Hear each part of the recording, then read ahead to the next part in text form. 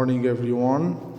Now we are going to take the first lesson, which is 18.1 and chapter 18, which is going to talk about how we graph y equals sine x, y equal cosine x, and their transformations. This is our main idea. So first of all, we are going to take what is the periodic functions. Periodic function. A periodic function is a function that repeat itself every period. So we have a pattern, so the function is repeating itself, and we have the same function repeated to infinity. So just we can graph many cycles, and if you noticed, the function, it repeats itself every single period. So we call these types of functions, we call it periodic. So periodic function, it means we are repeating the function until infinity, and the function doesn't finish. So this is what is the meaning of periodic function.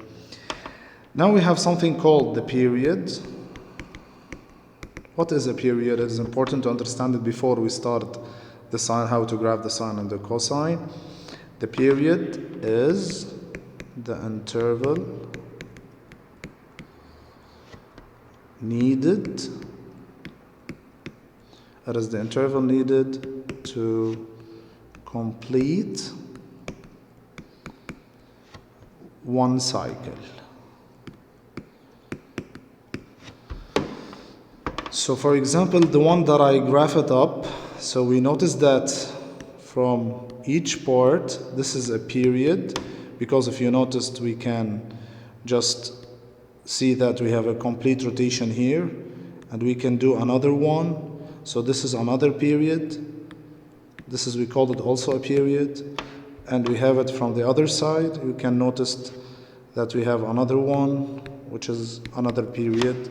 So the period, if you noticed, it is the interval where the function repeats itself, and we have the same shape again. Look at the shape is repetitive, and we are repeating the same pattern everywhere. We call this a period, guys. Later we will learn how we evaluate the period for this type of functions. Of course, the sine and the cosine are wave functions, and their shapes is like this, approximately. So we are going to talk about this later, after a few minutes. Okay, now let's move to the second page. Now there is something called a midline. What is a midline? It is the half way between the maximum and minimum. So the midline, it is important to understand this idea. So for example, suppose the wave is like this, and if you noticed, this is, for example, is a 1, and this is minus 1. So this is the maximum point, and this is the minimum. And if you noticed, the half distance between them, so how we calculate the half distance? Look, this is the whole distance. The half distance is approximately located here. So it is 1 negative 1 over 2. This is how we evaluate the middle, or the middle point. And even though if you don't know it, just you add the numbers and divide by 2. Of course, you add the vertical distance, guys. So it is y1 plus y2 over 2. This is how we evaluate something called the midline. This is very important line for the wave functions. So we have to take care about the midline, how we evaluate it for different types of functions. So this is what I need for this idea. So we got it. Hopefully we have it. Now let's go to another concept which is called amplitude. So all of this is an introduction. We have to know these new concepts for you, or new vocabs. The amplitude is the distance from the midline to maximum or minimum.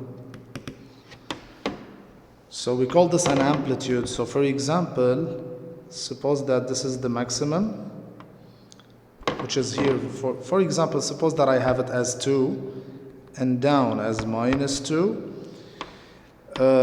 This is the midline. This is the midline. So this is the amplitude. This is the amplitude, which is the distance from the midline to the top, or from the midline to the minimum.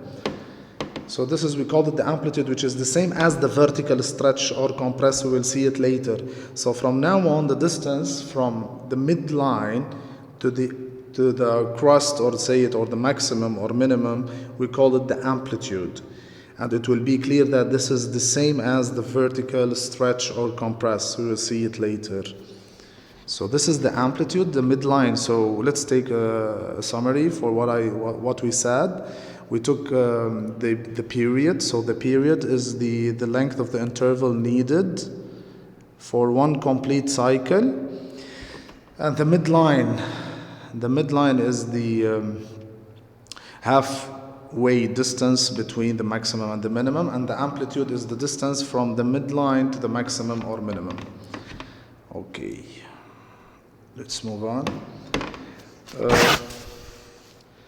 Now we will learn the basic idea of the lesson, how we graph a sine 1 out of bx. If you notice, now we have transformations, and y equals a cosine 1 out of bx.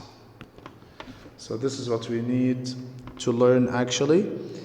First of all, guys, if you notice, like what I wrote, here we have either horizontal stretch or compress,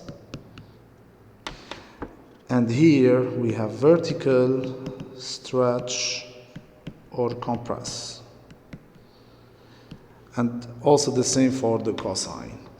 So before we start, we have to learn how we evaluate the period. The period is very important to know how to graph the sine and the cosine and all the trigonometric functions.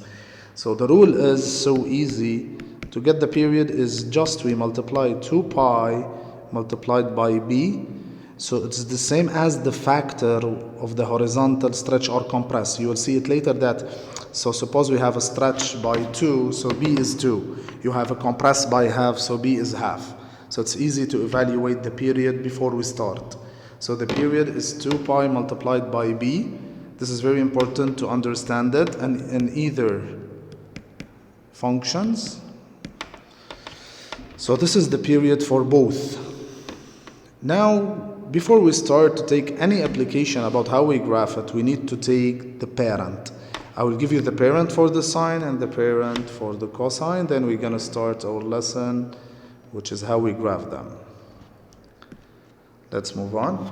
So now y equal, now the parent, y equals sine x, the parent. Let's take the table, so x and y. So suppose we have it 0, pi r of 2, and pi. So you have to memorize this table. It's important to memorize it. And of course, if you wanted to apply what I said before, so the period is 2 pi. If you noticed here, we don't have any transformation, so it's 1. So the period is 2 pi. And just we can write down the parent table. This is very important to memorize it. It's so easy. And we know that sine, the sine of 0 is 0. Sine of pi out of 2 is 1, and don't forget that pi out of 2 it's 90 degrees, so sine the 90 is 1, sine the pi is 0, which is 180, sine the 3 pi out of 2 it's minus 1, sine the 2 pi is 0 again, so it is important to memorize it. Now let's graph it, so easy.